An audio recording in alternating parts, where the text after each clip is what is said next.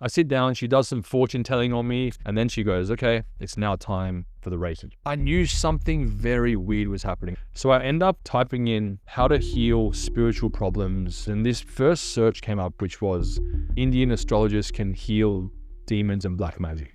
All of a sudden, the bottom right corner of my t-shirt starts to light on fire. The t-shirt starts throwing him around the room, and I go to this Korean barbecue, and there are these guys there that I've never met. And they go, do you want us to bring you to church this Sunday? And the moment I step foot into this place, I literally get struck by something, and I then start to hear this audible voice. It said, this is where you belong, these are your people, and this is where you're gonna get healed. Hey everyone, my name's Dan from Deliverance Down Under, and we're a full-time evangelism ministry with a focus on street evangelism, digital evangelism, healing, deliverance, and discipleship.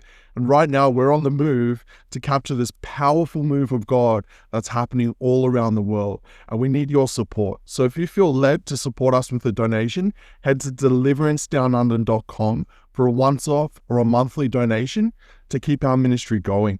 So that will cover living expenses, travel costs, equipment, and software expenses. Guys, we appreciate your support so much. Enjoy the video. Thanks. God bless. Hi guys, my name is Jamie Zhu. I'm a 31-year-old full-time social media content creator from Sydney. I went basically from a life of growing up as an atheist, dabbling in worldly, semi-professional football, soccer that is, to then finding social media success, experiencing materialism through that, to then becoming demonically possessed, to then now finding Jesus and him, thankfully, saving my life. So basically, I was born in 1993 in Sydney, and my mum is Australian and Hungarian background, and my father is Chinese. So he moved to Australia, from China to study English, and my parents met and had me, in 1993. Basically, I grew up from the ages of sort of 0 to 4 with both parents living in a remotely or somewhat of a stable household, you could say. My parents were together, but there was a lot of fights, arguments where they ended up divorcing when I was actually 4 years old. When my parents divorced, my dad ended up moving back to China, where he's from, pursuing a film directing career over there, and my mum stayed in Sydney to raise me as a single parent for the rest of my childhood. I think when I was growing up, sort of living without a dad for so long really affected me in many ways, because although we were still in contact over the phone every single night we would talk, I was missing that father figure in my life that would help me, I guess, become a man and understand how my identity was, shaped in that way to some degree. I was never brought up religious or with any sort of faith besides my mum teaching me that the universe is there and there's some sort of higher power. But yeah, I guess I really had a lot of struggles growing up without a father in my life. I think I was very blessed in a lot of ways. I was blessed with an amazing mother who loved me and cared for me and never neglected me. But I always definitely felt neglected by my father because he just wasn't here. And so I was always trying to fill a void that he left within my soul in my life, where I had to sort of prove myself to him, even though it was from a distance. So what I ended up doing was I started to really chase validation from a very young age. So I battled with this my whole life. So I'd seek validation through being popular at school, being funny, being sort of outrageous. I was very extroverted, so I had a big social life, and that was really my identity at the time. I ended up developing a very strong passion for soccer, football. I eventually got to a level where I was kind of 1 or 2 leagues below the A-League, so I was becoming quite a good player. I started to develop this really bad performance anxiety and this really bad self-doubt about my performance and if I could play well or not. And this came with the high level of pressure that was placed upon me from the game in itself, because when you get to those really high levels, there's a lot of pressure. Your teammates can be your best friends for a week, 2 weeks, 3 weeks. But once you make that bad pass in one game of the season where it loses the game for the entire team, they become your worst enemy. Parallel to this struggle that I was experiencing through soccer, I started experiencing some success in my social life. I became very popular in the social side of things at school. I used to go to a lot of parties. The girls and all that sort of social life stuff kicked in as well. And so I almost developed this kind of social skill where I would use it as a mask to cover up what I was experiencing in soccer. I then developed this kind of persona on top of the social life I already had, and on top of the person that everyone knew me to be in my friends in my social circles, but now all of a sudden I had developed this really funny kind of character, you could say. And for some weird reason, I just really dove into this. I then became the class clown. I then became really naughty in school. I then became, I'm not going to lie, like the girls liked that side of me. It was almost like a bad boy look. And I don't know where this came from, because I'd never had this in me. I was always a pretty normal, sort of confident guy in school. But then this whole added comedy element just came at me out of nowhere. And so what I would do is I would use this comedy that I sort of developed in my life to then mask all my problems. And then that became my identity, being the funny guy. Fast forward a couple of years, I'm still trying the whole soccer thing. I moved to London for a year to try and pursue professional football over there. And I do, start succeeding. But then what ends up happening is, once again, the inconsistency starts kicking in. I was there as a 19-year-old by myself, no friends, no family, no money. And I just got to a point where I was like, you know what? Like, is this whole life chasing this football dream even worth it? I had to make a choice. And I remember just one day I had this huge opportunity to try out for a English Premier League team in the under 23s. And I was so stressed out. All I was doing was crying on my bed. I locked myself in my room. I just had no idea what to do, because I had so much pressure on myself and I didn't know what to do with it. I ended up going to this trial, having the worst training session of my entire life, embarrassing my agent that got me the trial in the first place. And I was back to square one. I started to dabble in therapy and counseling and a bit of new age, because I literally, from this bipolar personality I had, where I was all these things at once, and one day I was doing well in something, then the next day I wouldn't, it made me literally think something was wrong with me. So I started to go into crystals. I started to go into spiritual breath work. I started to go into manifestation, because I guess my mum had a bit of a background in there, so I got introduced to it that way. And ironically as well, whenever I went to these healers, they'd always charge me a lot of money. Like a session for spiritual breath work, which lasted about an hour, would cost me like almost $200. Going to these retreats where they'd use crystals and do this rebirthing therapy to try and heal your past trauma by screaming into a towel and kicking and punching and all these things. And all that stuff was also very expensive to me at the time. And I think that it just basically opened up a whole other spiritual door that I had no idea about. So this was all happening at once. My life was extremely, incredibly chaotic. I was in England still, and I was still playing football, but one day I just decided to quit. I said, you know what? My life has just been an absolute mess until this point. I don't want to continue this football anymore. What happened was, my mum and I were always very close, and from Australia, she was saying to me, hey, do you reckon like it's all worth it? Do you think you need to be doing this? And I said, no, let's just quit. And so I found myself in England by myself at 19 years old, living in like a box room. I was working like 5 jobs. I was working as a kitchen hand in hotels. I was working in a health food store. I was working at an ice cream shop, burger shop, handing out flyers at a train station. I was doing everything. And I was there, and all of a sudden I'm just like, wait, so I'm literally here for no reason. So when I decided to quit, I made the choice. I'm like, you know what? That's it. And my mum ended up sending me this book. And my mum, as I said, is very into kind of like spiritualism. So I was before, very into natural health. And she sent me this book by this man who had written something called Instructions for a New Life. And as cliche as it sounds, this book actually kind of changed my life for the better. It was a book where it said, write down things that you feel like you're naturally talented at. Then it said, write down some things that people always tell you that you're good at. So I wrote some things down. And then the next instruction was, try and somehow match those things, and this will potentially be the catalyst for your transformation for the next part of your life. And I remember thinking to myself, oh, you know what, like, I've got this funny side. Like, I know that this is an area of my life where God's blessed me in, for example. And I know that it's easy for me to have this persona, and people will also tell me that I'm half decent at this kind of thing.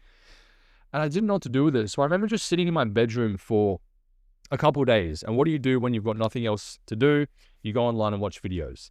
And back then, the only platform that had videos on that was accessible to people was YouTube. So I'm sitting on YouTube in London in my box room, where there's some random American guy who's got some working visa smoking outside, and I've got like random Polish and Indian people in other rooms. Like, it was a shared house, and I'm just there watching YouTube. I didn't know what I was doing.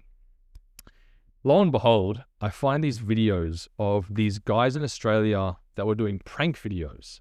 And these guys would go out in public in Sydney, in Melbourne, in Brisbane, and literally do these videos where they would just like embarrass themselves in public. For example, some of them would make like really loud, crazy noises in public. Some of them would just like fall over in public and capture people's reactions. Some people did like stunts where they'd go into the cinema and pretend like they pooped their pants and run out and get people's reactions. I don't know. It was just those sorts of videos I came across. And the moment I saw them, something lit up inside of me. And I don't know if this is from God or not, maybe not. But I heard this voice saying, this is exactly what you have to do.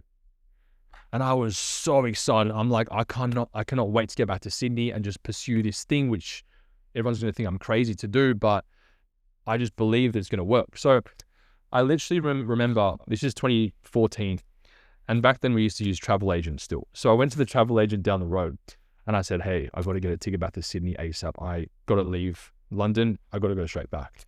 And I said, how much will it be? And I think it was something around like £1,000 it was going to cost me. I literally opened up my bank account and lo and behold, there was just enough money in my account when after the transaction was over, I had 5 pence left in my bank account. So it was just enough. So I get on that plane and I just literally dip back to Sydney. And on the plane, I just remember, I think I was doing some manifestation. I was just like visualizing all these funny videos I was going to do back in Sydney. I was going to go buy this video camera from JB Hi-Fi. I looked everything up. I just knew exactly what I was going to do. However, I hadn't even told anyone I was coming back. So I get back. I told my mum, sorry. I get back and my mum picks me up from the airport and she goes, so darling, what are you going to do? Like, are you going to go back to uni? Like, you're 19, 20 years old now. Where's your life going to be headed towards? And I go, no, mum, I'm going to start making these stupid videos on YouTube for a career. And she's like, oh, okay. Like, I guess I support you. And I was like, damn, that's a good mum right there, you know? Get home. I'm like, I should probably tell my dad I'm back in Australia. So I call my dad up in China. I go, Dad, I'm back in Australia and I've quit soccer. He's like, what? He's like, you've been trying to make it as a pro footballer for 9 years. You're just going to quit like that? I go, yes, but I've got something better I'm going to do. He goes, what is it? I go, well, there's this thing called YouTube. And bear in mind, my dad's in China. So YouTube, Facebook, Instagram, and all these platforms are blocked. So he doesn't have any idea of what social media is at the time. But he's also been in the film industry for 30 years. So he knows what that's all about. Yeah, so there's this new thing called YouTube. And I'm basically going to make these really stupid prank videos in public where I embarrass myself and fall over and make all these stupid noises in public and hopefully get a career out of it. Bro, the guy literally for the next 2 hours screams at me like any Chinese parent would. I had the phone like 2 meters away from my ear. I was getting traumatized. I was getting slapped over the phone. Like I could freaking feel it fist punching my face even though he wasn't even there. And he essentially said, do not do this. You are going to ruin your life. Because I've been in this field, I know what can happen. So I go, yeah, all good, Dad. Yeah, no worries. I'll just go to uni and that's it, right? He goes, yeah. I'm like, yeah, cool. See you later. Bye. Hang up the phone. For the next 2 years, I put everything into these prank videos. I just go full send. I just do not care about what anyone thinks. I start going to universities 3 times a week. I start going to these lectures, doing these stupid stunts in front of like everyone there, falling over, making these noises. I'm like literally standing up on tables and chairs in libraries, just doing stupid things, just the most obnoxious things you could ever imagine. And that's what I did for the next 2 years. I went to uni as well, got like half a degree, but I was obsessed with this YouTube thing. And I was obsessed with, I guess, the fun and the thrill, but I was also obsessed with trying to be famous. That was at the very bottom line of why I was doing this, 100%. And I didn't know why I always wanted to be famous. I thought it was normal. I had heard people say, I always wanted this as well. And I used to think that was success, money and fame and women and status was success. That's what I used to think because the world teaches you that. So I was chasing this thing. After a couple of years of doing this, I ended up finding some success when I found Facebook videos. And I started to get millions of followers on Facebook. My life just changed overnight from being this kid just doing these dumb videos to then being someone that people that I didn't even know knew me. So this started the next chapter of my life where I was really experiencing like the first or second wave of Australian social media success. And so I started to get all these followers on Facebook, millions and millions. And then I started to, get recognized everywhere I went in the street, people mobbing me, like literally circling me, asking for photos. The women came just nonstop. They just wanted to sleep with me because of my social status. I started getting, deals with companies, brand deals, money. In such a short time, after only 2 or 3 years of doing social media, I ended up getting exactly what I had always dreamed of. And it was funny because I remember like having all that. And what was ironic about achieving all these things was that I thought when I became successful, I had some status, famous, rich, all these things, I would be happy finally. And that's what the world teaches you, that as a man especially, this is what will make you happy. But I was actually the most depressed, the most anxious, the most unfulfilled, the most pessimistic I'd ever been in my entire life. Forget the soccer stuff. Like, this was a whole different level. But why was it that, just being real, like I would go out anywhere in Australia, overseas, in a lot of countries as well, like be glorified by all these people wanting photos with me, saying that like they almost, it literally felt like a form of worship. And I didn't even know why they were doing it. I didn't understand it, but I had that. I had, the money was coming in. I had all these women just flocking. So how come I had all that, which is what the world promises as success and happiness, but I was still so broken? And it got me thinking, I'm like, this is all it is? Like, what do I do now? Do I just try and chase more fame, more money, more women, more success? So that's what I did, because I didn't know any better. So I'm doing this and I'm doing more crazy videos, and the stakes are getting higher to the point where like I'm risking my own life in some stunts because I'm just trying to get the views. And then I find this group of friends who are also in the social media spotlight, and they're also doing crazy things like jumping off bridges and doing all these things that could literally lead to their own deaths.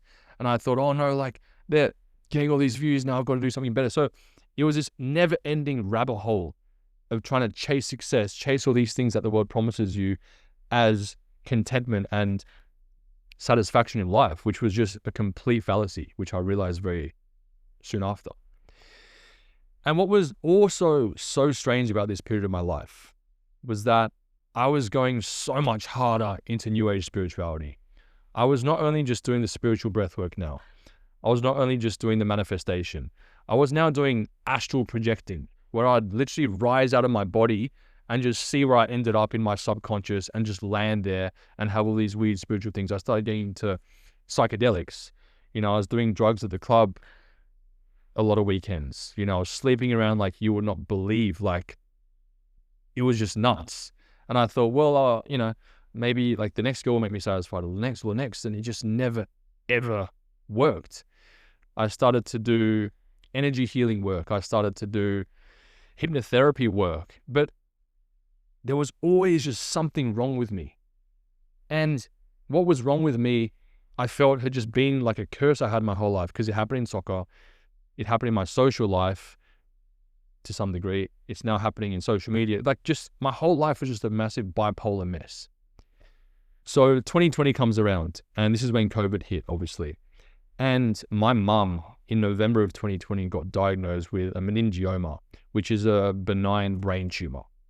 And they had to rush her into hospital. They had to basically push her to the front of the queue because her brain tumor was so large that the doctors weren't even sure how she hadn't had seizures or how she hadn't passed away from it yet. As I said to you guys before, I never knew how to be a man. I was very emotional because the New Age taught me to be very emotional, trust my feelings. Whatever felt right was the truth. Subjective truth was reality, and I could be whatever I wanted to be.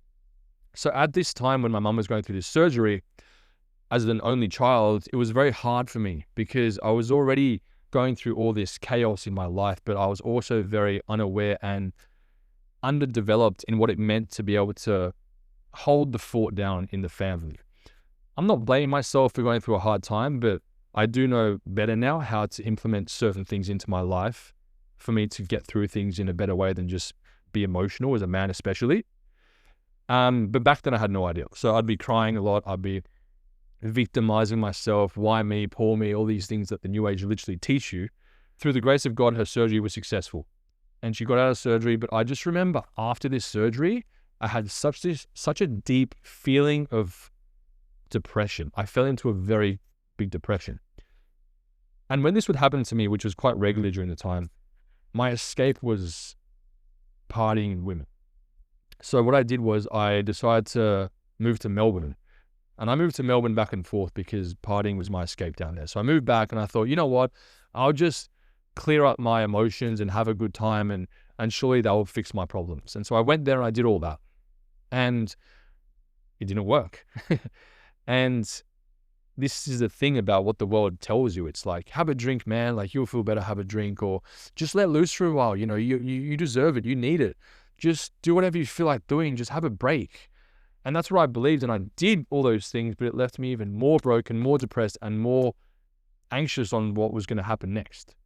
I then was seeing this one girl in February, March 2021. And this was the first time I opened up to anyone about what I was really going through. And something that I had always gone through my whole life, amongst the depression, the anxiety, the unfulfillment, the chaos, the bipolar, was I had chronic OCD.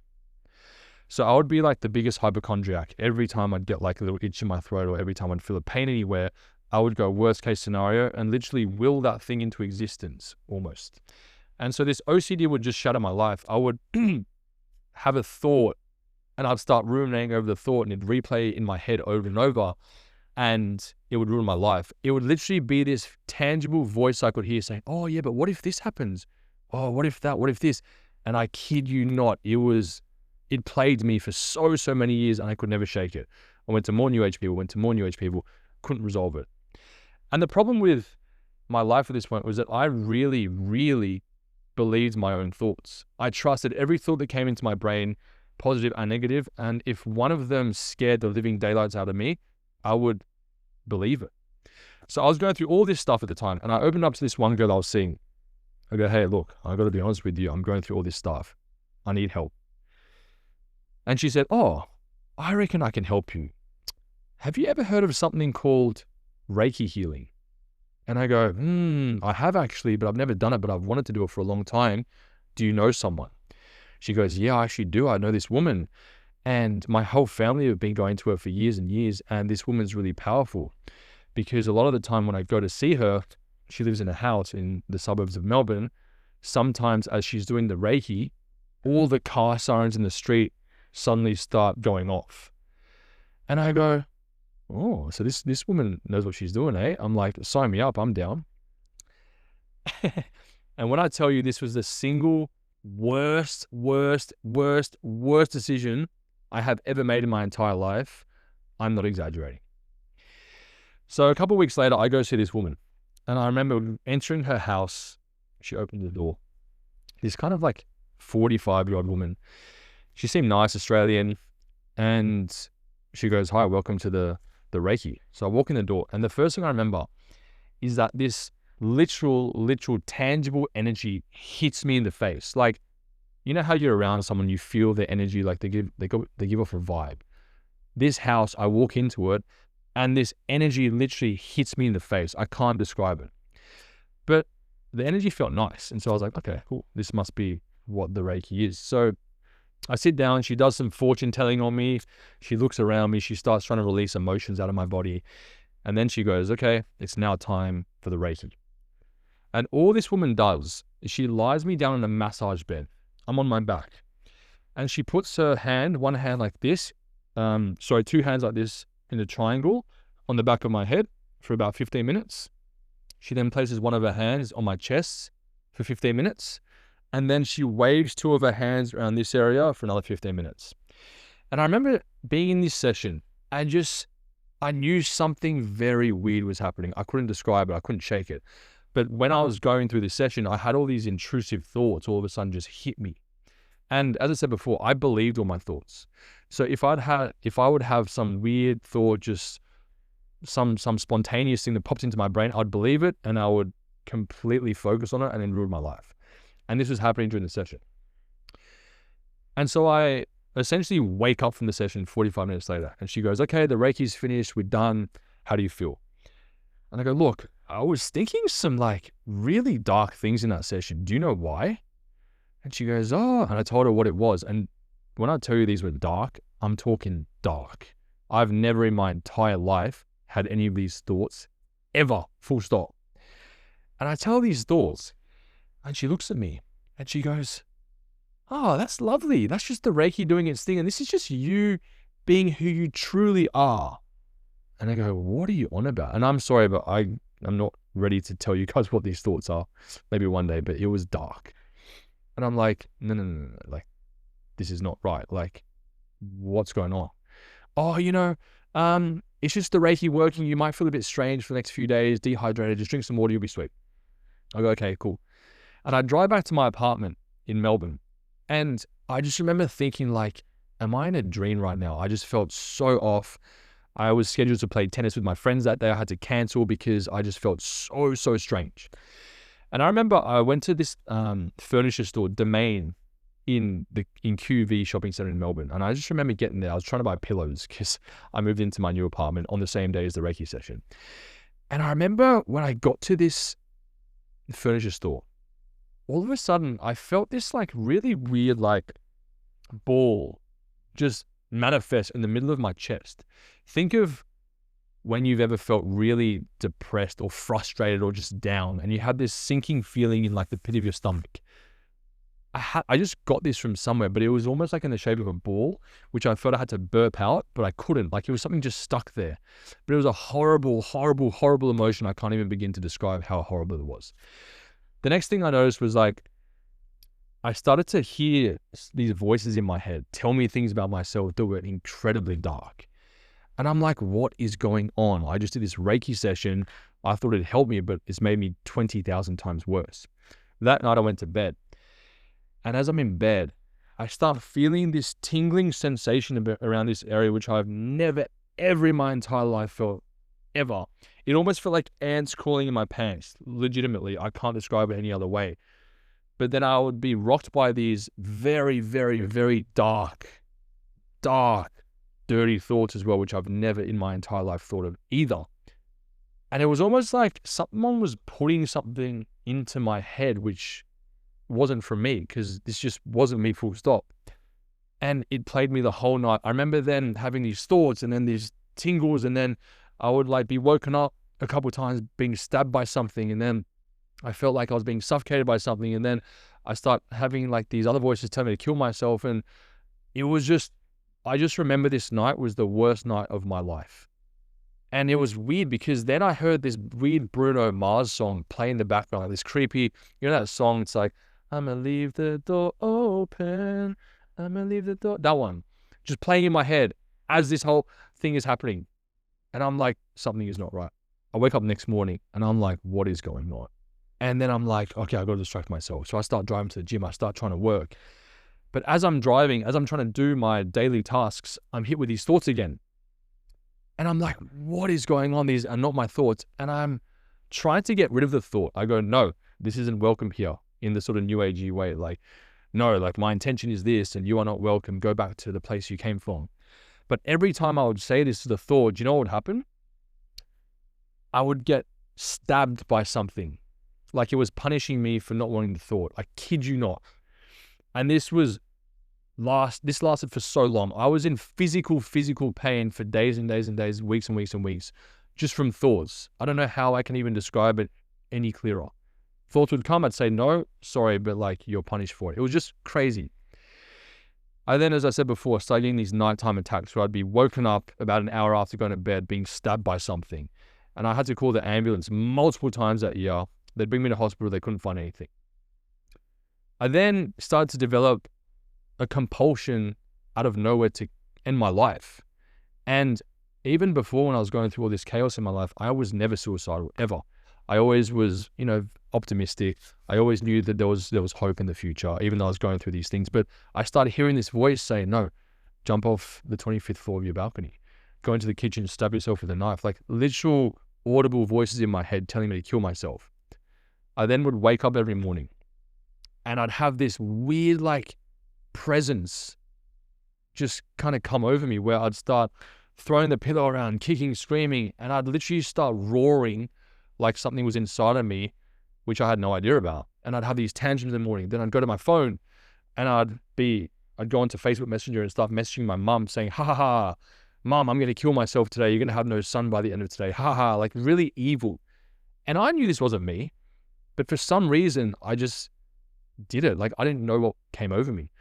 And then what would she do? She'd get all scared and she'd call some of my friends to come over to my house. And then there'd be these weird occasions where every Sunday I'd have something called a freak out, where for some weird reason on Sundays, it was the worst day, where I just lose the plot. I'd start throwing things around, trashing my own apartment and just running away and escaping and driving somewhere. And my mum would be like, are you okay? Because she'd check up on me like every hour during this time. And I wouldn't reply to her. Then she'd get all my friends to come look for me. So I was like a missing person every single Sunday. She'd often have to get cops to rock up to my door. I wouldn't be there. Like the fire brigade even came once. It was just nuts. Like I was almost psychopathic to the point where I lost all control of myself and I would just disappear and just want it all to end. And this was happening for a long, long time. And I'm talking months and months and months of just this chaos, not knowing what's going on. And everyone around me also not knowing what was going on. I obviously was trying to help myself. So I'd go to more New Age people to try to fix myself. I went to see like some Maori healer once. I then went to more Reiki people. I then went to I went to psychologists, I went to counselors. And every single person told me that what I was experiencing was all in my head. Not one of them affirmed that it could be demonic or spiritual. No, it's all in your head. You need to go get some meds because you've got OCD or anxiety or depression or whatever it is. I started to go on the internet and look for guns. So I'd be typing in like how to find a gun, how to get a gun license.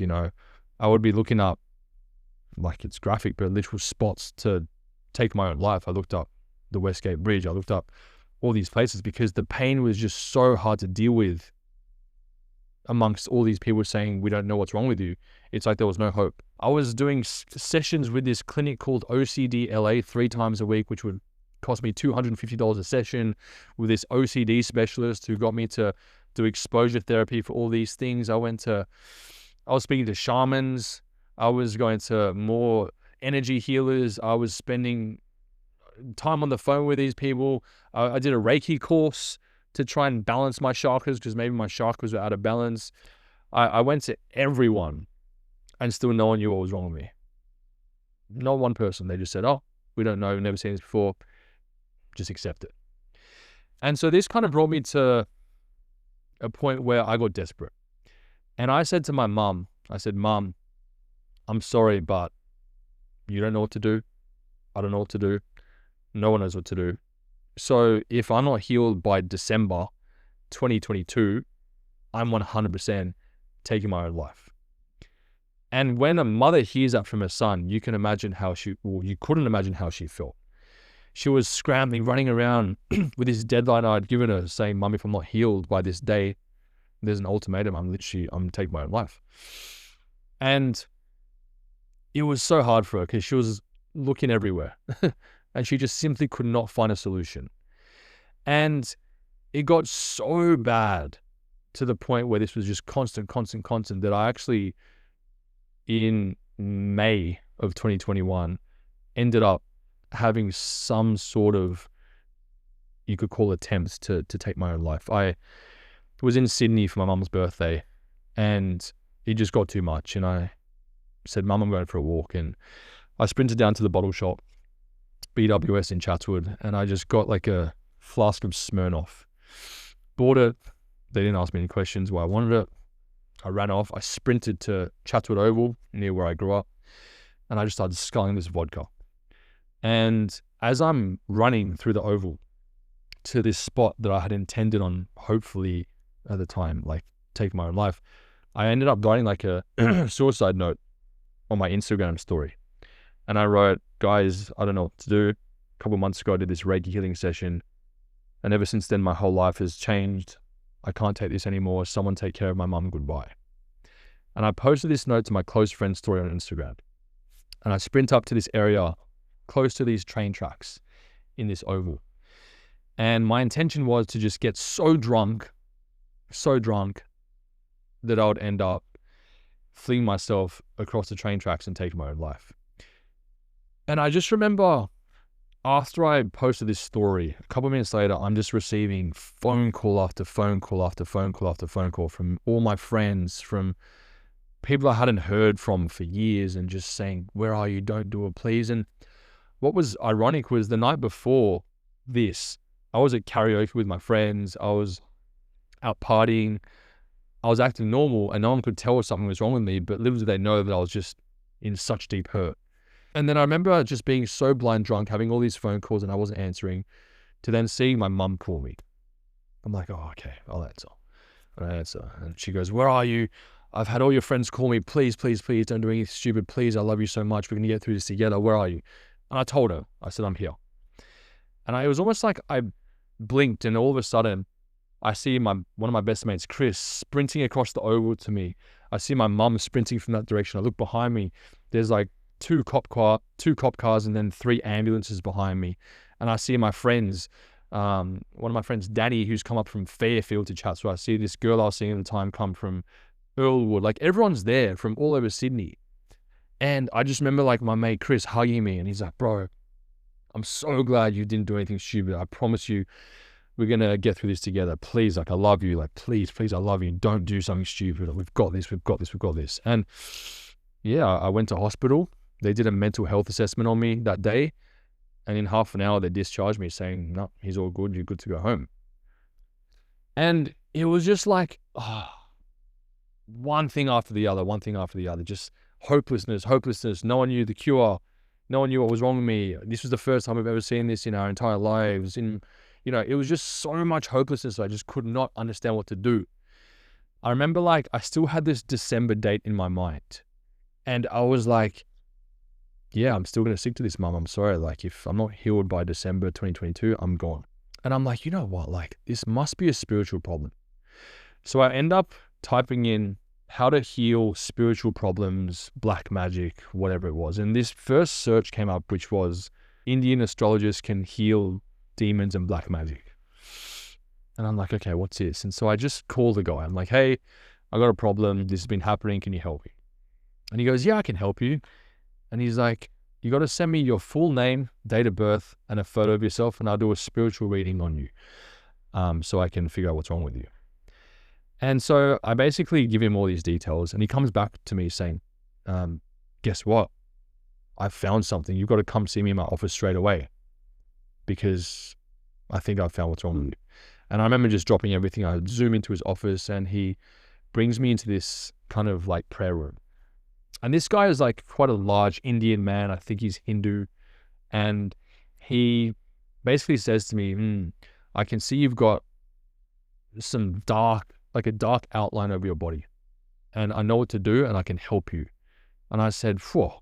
I was like, thank God, because this is the first person in my entire journey that even remotely alluded to being able to help me in this situation. And so I'm like, okay, how do we do this? Let's just do it. Like, I'm keen.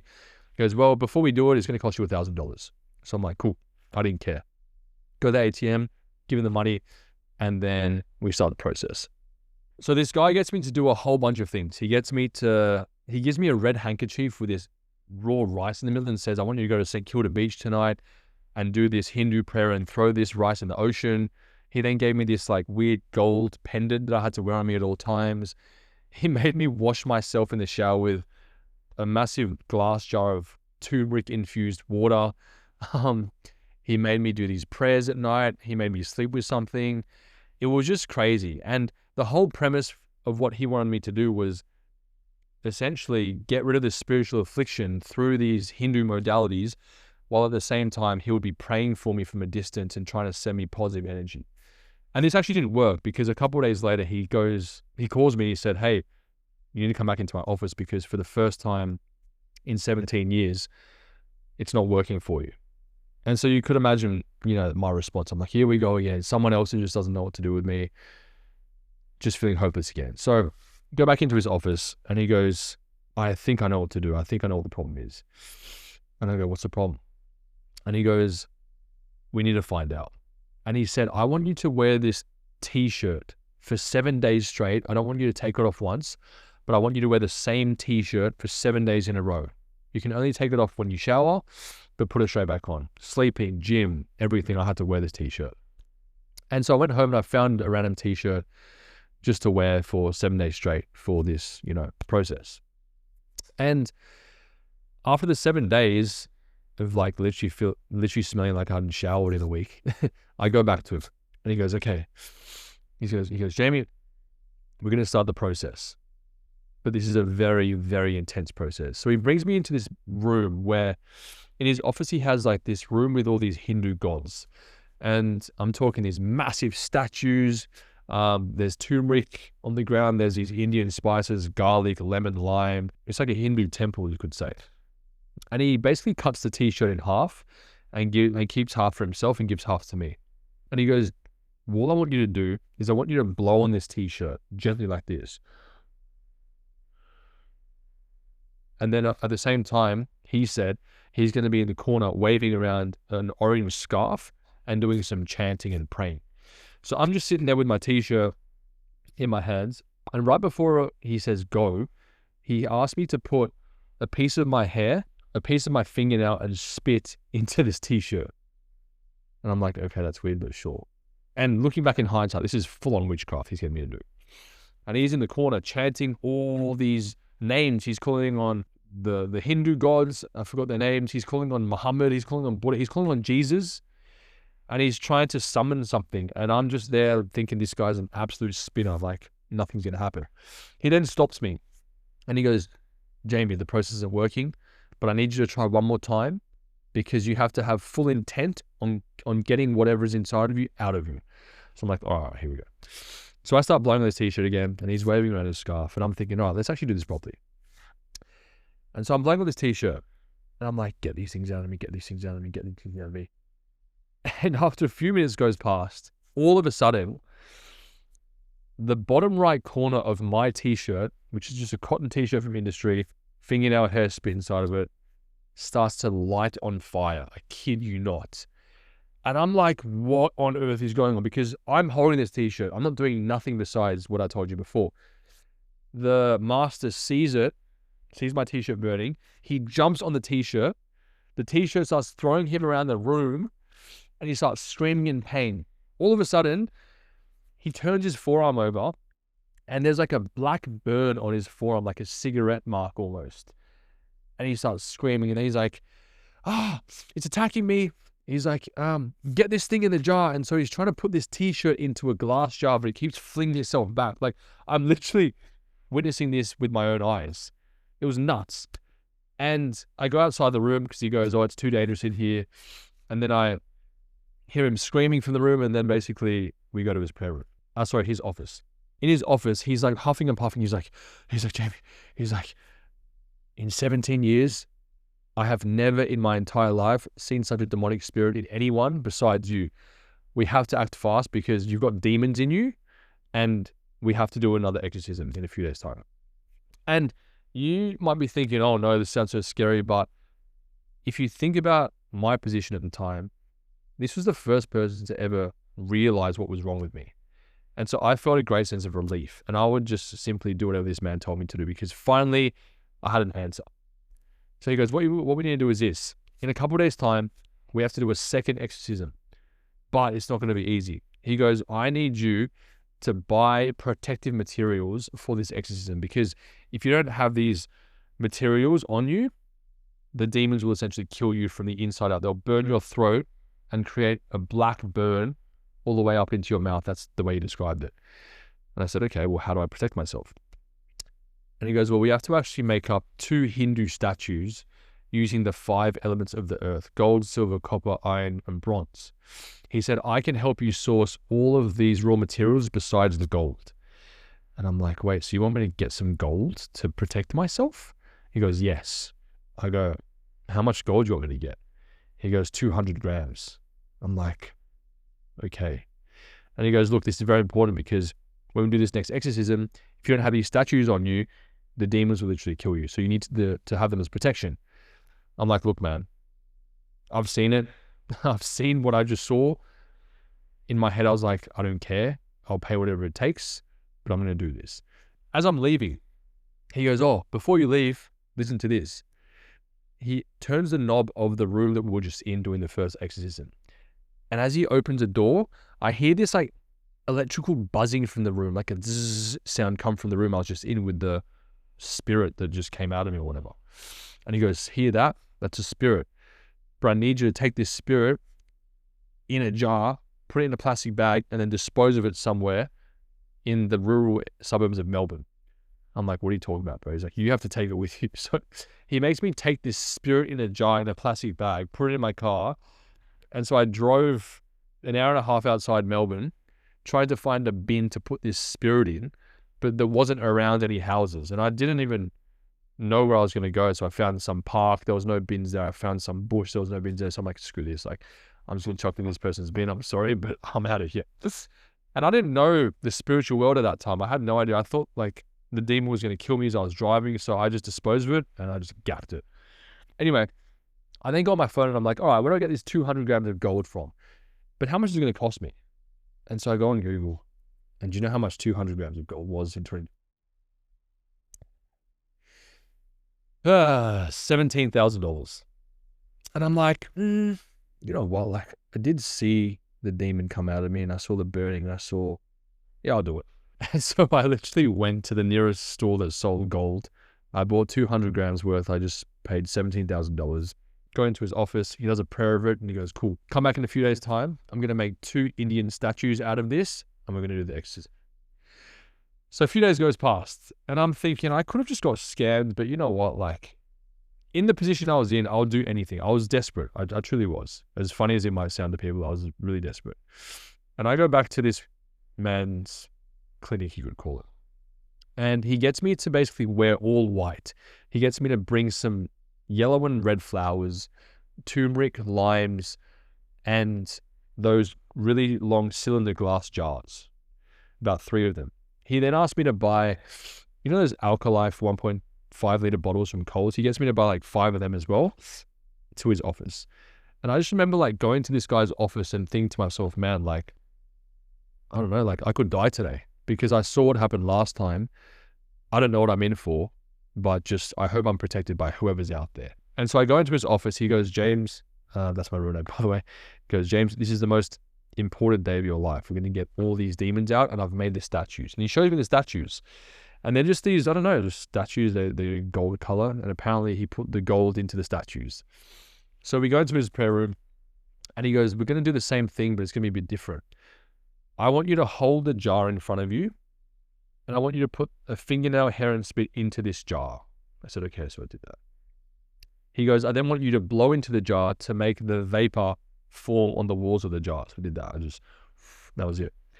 And then he gave me these Indian spices to eat so that, like, I don't know what it was for, but it was for the process. And he said, what I want you to do for this exorcism is you're going to have the statues in your pocket so you're fully protected for the rest of your, for this session. And I want you to start drinking as much water as you can until you feel like you need to vomit. And once you vomit, you're going to vomit out the demons and you're going to be protected from the statues and they're all going to be out. And I'm like, okay, cool. So I start sculling this water and I'm 1 bottle down, 2 bottles down. I think on the 3rd or 4th Alkalife bottle, these massive ones, I'm like, I need to vomit. So I lean over and I vomit. And he said to me, once you vomit, you're going to hear crying and screaming noises come from the jar. Once you hear that, close the lid, give it to me, and I'll take care of it. So I vomited. I don't know what came out, probably just water. I closed the jar. I heard some sound. I'm like, okay, here you go. And do you know what happened the moment this guy touched the jar? As I give him the jar, right, transferring the jar with my hands, the moment this guy touches the jar, a flame of fire lights up inside the jar and bursts the glass lid from the bottom up. I kid you not. And I'm like, what is going on? And then the same thing happens. He's like on the floor. He's trying to he's trying to close the lid of this jar to keep it shut, but it's already broken. And he's like, he's screaming again, screaming again, screaming again. And he's like, help, help, help. He's like, go get the Indian statues from my office, quick, quick, quick. So I go run in there. I'd come back in the room. He's like, no, that's the wrong one. I'm like, okay, go back into the office, get more. He's trying to spit on this into this jar. He's trying to pour water into it. He's swearing at it. bro. It was just like it was a movie. I'm not going to lie to you. So then he goes, get out of the room. You're too vulnerable in here. So I'm like, okay, I get out of the room. And then after he's done and he's done screaming and everything, he's like, okay, let me check your pulse. Let me look around you. He's like, you're healed. I'm like, okay, I'm healed. He goes, yeah, they're all out. I can feel your pulse. There's no black line around you anymore. You're healed. I'm like, okay. And he goes, we have one more thing to do. I'm like, oh, here we go, bro. How much money do you want from me? He goes, now what we have to do is we have to go and find a beach with very deep water and do a Hindu prayer and then throw both of the statues into the water, making sure it's deep water for you to be protected for the rest of your life. I'm like, okay. So we go to like St. Kilda Beach. We're walking around for an hour trying to find deep enough water. We couldn't find it. He goes, where else can we go? I go, let's go to Altona Beach. So we go to Altona Beach and he goes, yep, here we go. Here's good water. We do a prayer. And yeah, I launched the statues into the ocean. And then I was like, all right, I'm healed. And he goes, yep, cool. Thanks. Good stuff. See you later. And I remember feeling okay for a bit after that. I think I was just kind of like placeboing myself into feeling better. But a couple of hours after this session, I was like, oh no, I feel really sick. I need to vomit, but I haven't got the statues on me. What if there are still things inside of me we didn't get out, but I can't vomit? And I go, hey, I want to vomit. What do I do? And he goes, I'll have to think about it. Give me till Monday. I'm like, screw this guy. So after this whole ordeal with this Hindu spiritual healer master, I kind of was obviously still searching for answers, even though I felt even more hopeless than before. But the positive out of this experience, although this guy probably scammed me, he probably took the gold for himself, was that I now knew that this whole problem that I had been facing was demonic. And I want to make one thing very clear. I never believed in demons before. I never believed in angels or any of these weird spiritual beings. I believed in the universe, but not demons. And so once I was quite convinced that this was a demonic thing, I was like, okay, cool. And following this whole Indian experience, I ended up getting even worse nighttime attacks. So I'd basically be woken up as I was every single night with this stabbing in my heart, with this really weird chest pain. And there was this one night, I remember I was with my housemate and I just could not sleep. I was being attacked in my heart. I was being attacked just nonstop, hour after hour. I could not sleep. I was up for 6 hours. And I asked my housemate to stay with me for that night, and they did. And this night was particularly weird because the TV was going on and off. It was flickering. All these weird things were happening. And I just remember thinking to myself, okay, instead of going on Google and searching how to cure intrusive thoughts or physical pain in my body or OCD or any of these things, I actually started searching up demonic spiritual attacks at night, how to heal them. And I remember this one video came up on YouTube and it was this woman and she said, hey guys, I've actually had a lot of experience in these spiritual attacks at night. I want you guys to try this thing. It will surprisingly help you all. And she goes, what I want you to do is go to your app store and type in the Bible. And I'm like, here we go. Some freaking Christian trying to convert me into their religion. I already went to a Catholic school. I don't want this at all. Here we go. Here's some other preacher trying to convert me. But I'm like, you know what? Like, what do I have to lose? So I get this Bible app and I download it. And then she goes, what I want you guys to do is I want you to play the Bible, any part of the Bible, out loud and try and sleep and see what happens. She had this like cheeky smirk on her face when she said it. I'm like, oh, you're telling me that I've been up for 6 hours and I've been stabbed. I've even had to tell my mum, I think I'm dying. I love you. Goodbye. The TV's flicking on and off. All these weird things are happening. And what? Some audio book of some random book is going to heal my sleep. So I'm like, oh, I've tried it. And so I play, I think it was Matthew I started playing. I'm like, yeah, whatever. Put my head on the pillow. All of a sudden, it's the next day. And I wake up and I'm like, wait, what? And I run into my housemate's room. I'm like, what? I was up for 6 hours. What made me go to sleep? And she goes, Jamie, you would not believe this. The craziest thing happened.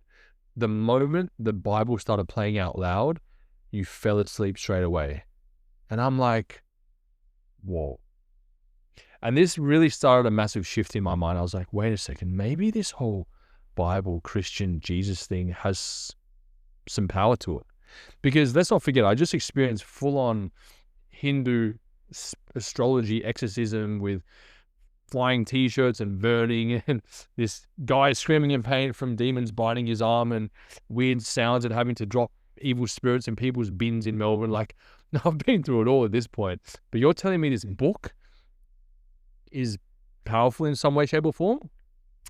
And the next week, I remember, because my friend, Connie, shout out to Connie, she was always trying to distract me from myself, essentially. So she used to invite me to social events and just try to keep my mind off things. And she ended up saying to me one night, hey, I'm going to this Korean barbecue dinner, but someone can't make it. Do you want to just come along to fill the gap? And I'm like, yeah, whatever, sure. And I go to this Korean barbecue, and there are these guys there that I've never met. And all of a sudden, they start talking about God. I'm like, what's this God thing about? And I used to get triggered by Jesus, by God. I didn't know why. I just hated hearing about it. I could listen to people talking about Islam, Buddhism, Hinduism. I had no problem. But when it came to Jesus Christ, I didn't like hearing it. I didn't know why. And they're like, yeah, man, like, what have you been going through? And I start telling them a bit about what I've been going through. And they go, man, like, can I ask you something? I go, yeah. And they go, do you want us to bring you to church this Sunday? And I'm like, oh, Christians, bro. I'm like, yes. And so that Sunday, I remember dressing up all, formal and fancy. I had this long coat on. I'm like, I need to wear leather shoes. I come back to school. I was considering wearing a tie. I don't know what I was thinking, but I'm like, I'm in a church, this temple, this ancient place where the priest is going to be in, and I'm going to have to do confession and eat this bread and stuff, and I'm scared. And I remember they walked me into this building, and I'm like, why are you guys taking me into like a music festival or something? I didn't know there was a music festival in Melbourne. And they're like, no, it's not what it is, but just, let's see what happens. And this was the moment that truly, truly changed my life. They opened the auditorium doors, and we were actually at a church called Planet Shakers in Melbourne. And they opened the auditorium doors. And I just remember stepping foot into this auditorium. And the moment I stepped foot into this place, I literally, physically get struck by something that enters into my body, and I just start weeping. And it was the most peaceful, loving feeling that I had been looking for my entire life. It was this fulfillment and this warm comfort that I'd never, ever experienced in my entire life before. And I then started to hear this audible voice. And the voice said to me 3 things. It said, this is where you belong. These are your people. And this is where you're going to get healed. And I'm just weeping. I don't know what's going on. And then my friends, usher me to my seat in the front right of the stage. And I'm just there and I'm like, what is happening? And all these people are just worshiping Jesus. And I just did not understand what was happening in that moment, but I'm just crying. And at the end of it, the pastor said, hey, like, if you're someone that's never given their life to Jesus, I'd love you to raise your hand and do the salvation altar call and the prayer. And he starts saying this prayer, and I just recite it with my whole heart.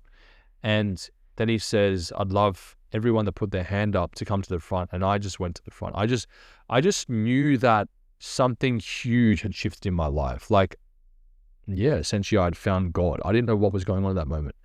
And I remember, like, I walked to the front and everyone's clapping, and then, like, we go to the back and we do the kind of new person's faith explained sort of thing.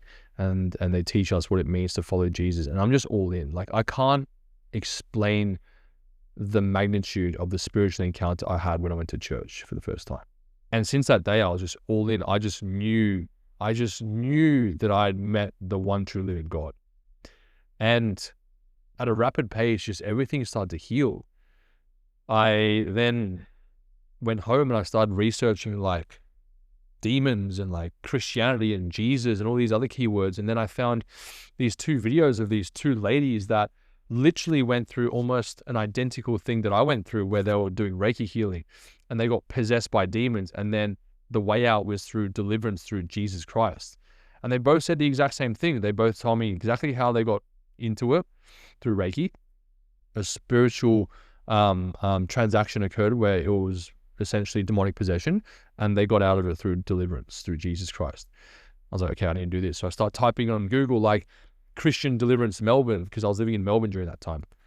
And I find this pastor from a ministry called Divine Intercession. His name is Pastor Joseph, who has a deliverance ministry. So I contact him and I'm like, hey, I need your help. I really need your help. And then a couple of days later, we arrange a call and I tell him everything. And he's like, cool. And he goes, give me a few days, I'll get back to you. And I just remember, like, the transformation had already started to occur. But I'd say 2 days after this first initial call with Pastor Joseph, I wake up one morning, I'm just like, wait a second, like, I feel like I'm healed. Like, I don't know why this morning I just feel like I'm 50% healed. And I get on a call with him the next day and he goes, how you been? And I go, yeah, I've been good, Pastor. I don't know what happened, but a few days ago I woke up and I just feel like I'm 50% healed. And he goes, I know why that is. And I'm like, why? And he goes, because my team and I have been praying for you. I'm like, excuse me, what? Praying? Like, you're clapping your hands, and what does that mean? And he goes, prayer is powerful. And I go, whoa. It was just so weird because I'd never experienced anything like this in my entire life. And in 2 Corinthians 5:17, it says, therefore, those who are in Christ are made a new creation. And that's so true, because I really did feel like I was made into a brand new person in that particular time of my life, where everything just started to fade away. I then started to do deliverance. So I basically went back up to Sydney, where I'm from, and I moved back up just to get rid of my old life in Melbourne with all the partying and the drinking and stuff and the sleeping around. Went back to Sydney and I started doing deliverance, and Pastor Joseph got me to do this 7-day deliverance, self-deliverance. And I was, I had to renounce things. I had to break soul ties. I had to cut generational curses. I had to repent of these things. And then I had to do a bit of deliverance on myself. And so this just began a journey of my own deliverance, you could say. But I didn't know how many things in my life, even mundane things that I did, had opened me up to demonic influence. And so, yeah, it was crazy. Like, I had to denounce all the new age, and that took some time to get rid of. I had to denounce the women I slept with, and that took a bit of time. I had to denounce many generational curses in my family. Then I went to see Pastor Joseph in person. We did some in-person deliverance, and I was saying all these things I had no idea about. I was vomiting, screaming, shouting. I was saying that my name was Jezebel. All these crazy just manifestations, just getting these things out of me over time. And then, yeah, I just cleaned up my life. I just had to stop sleeping around. That was a big part of my life back then, and I just had to stop. So I went celibate. You could say I just started this entire new life, and I truly became born again in every context of the word. That also began a transformation in my content, where I started to stop doing all these pranks, stop doing all these dirty jokes and these sorts of obscene videos, to then trying to slowly purify my content, you could say, to make it more holy and more appealing to a broader audience. And yeah, it was just such a beautiful time of my life where I just had to really, really just become sanctified all over again and start everything from square one. I then, started to, I found Dan and Victoria from Deliverance Down Under, and Dan and the crew and myself did even more deliverance because I still needed more. So I'd go up to Brisbane to see them, and would sometimes be going like 7 hours. I remember our first session was. It was nuts, but just the transformation that happened every time I did a session or would, get rid of these things that were inside of me was just like undeniable. My OCD, my chronic OCD that I had my entire life just went away completely. We casted that demon out. My unfulfillment, my lack of purpose, my depression completely went away as well. We had to denounce all the stuff I did with the Indian healer. We had to denounce all the stuff that I used to do with the Reiki, with the energy healing, with the spiritual breathwork. So just everything. And I guess my life just changed so much for the better. And it's funny because I do see people say, oh, but how come, like maybe it was just a feeling and emotion that you felt in church that time or during deliverance, and how do you know it was real? transformation has to have a catalyst. It's like you get lean because you went to the gym. It had to have come from somewhere. This personal transformation has come and sustained itself for many, many years after the initial encounter. That doesn't just happen with a feeling. Feelings are fleeting. So it's like this pivotal point in my life was drawn out until this day as I'm sitting here in front of you, where the OCD is still gone. The depression is still gone. The lack of fulfillment, lack of purpose is still gone. At the moment, it's 2025. I've been celibate for 3 years. I'm waiting for marriage to find the right woman. And yeah, I've stopped swearing. I've stopped drinking. I've stopped doing drugs, sleeping around, obviously. My content's cleaned up a lot. Like, I'm doing new stuff now. I've now got a Christian channel called More Jamie Zhu, where I'm doing evangelism work with some of the guys from Deliverance Down Under from Brisbane, just kind of all the Christian brothers and sisters around. And my relationship with God has just become so profound that I just want everyone to know the grace that Jesus gives you if you find him, and if you're willing to adapt your free will into being open to it, So yeah, it's just incredible. And I also had to go through a bit of a journey where I had to find out what was true in faith. A lot of people that I'm around believe that deliverance is fake, or it's all a show, or it's actors, that healings, gifts and prophecies and miracles and stuff like that is all fake. So I had to go through all that to understand why cessationists believe that, and why, myself and so many others know it's all real, because I've experienced it tangibly myself. Really want to encourage all of you guys out there that may be going through a hard time, or you might be a believer, you might not be a believer, to just really draw into Jesus. He's truly our only hope. You see the world crumbling before our eyes. Society is just going the wrong way. Like, I'm scared to have kids one day because they might turn out being 72 genders. It's like, we all know what's going on. I just really hope that those out there watching that may be stuck in that trap of chasing money, chasing fame, status, materialism, women, to just tell you guys that I truly, truly, truly had all that, and it amounted to nothing. And just like King Solomon realized in his last days, that a life of materialism and a life of worldliness is nothing. And the only thing that really matters in life is worshiping God. I guess I'll just leave this last bit with a prayer for all of you guys. So, dear Lord Jesus, I just thank you for this time I've been able to share my testimony to the world. Lord, I just pray that this video reaches the right individuals that can relate to what I've personally been through, and that it touches a part of them that really just encourages them to find you and seek you further. Lord, I just pray that anyone watching this that is going through a hard time just presses more into you, Lord, and really seeks that relationship with you over religion. We don't want that religious spirit circling in faith. We know that we're all sinners. We know that you died for our sins. We know that we're all forgiven in your name, Jesus. And we just pray that every single person in the audience watching this really opens up their hearts, opens up their minds to you, Lord, and your goodness, and experiences the joy of the Lord that I've been blessed to have.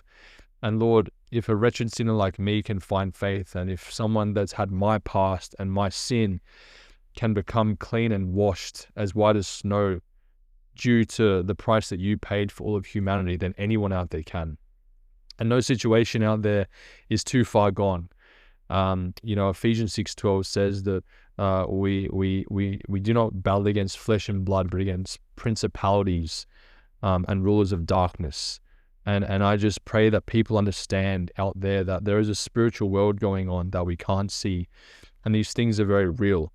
And that by continually trying to look for answers in the physical or the mental, we're completely not showing any focus or getting rid of the ideology that there is a spiritual world, which is very, very real. And I just pray that everyone out there that hasn't sort of found that faith and come to the realization that this spiritual world that we can't see is very potent and powerful, and that you exist, and that you are the King of Kings and the Lord of Lords in this space, that they do open up their hearts and minds to find you and the truth, which is you, Jesus.